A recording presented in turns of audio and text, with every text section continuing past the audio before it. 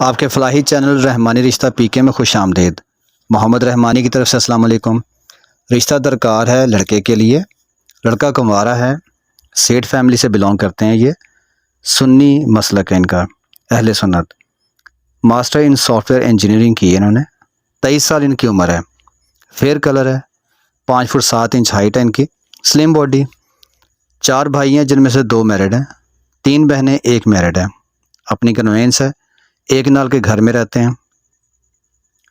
माशाल्लाह ज़रीक़बा भी है इनके पास, अच्छा खासा है। लाहौर में रहते हैं, लाहौर के रहायशी हैं। और इनकी डिमांड है कि इनको रिश्ता दरकार है कि लड़की रहमानी, जो लड़की की फैमिली है वो रहमानी हों और रहमानी कहलवाते हों। हाईली एजुकेटेड हो, उम्र 22, 23, 24 साल हो और लाहौर या कसूर से उनका तल्लुक़ हो।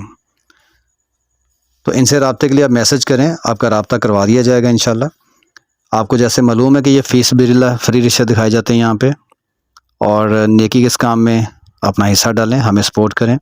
इस वीडियो को ज़्यादा से ज़्यादा शेयर कीजिए और चैनल को सब्सक्राइब कर लें।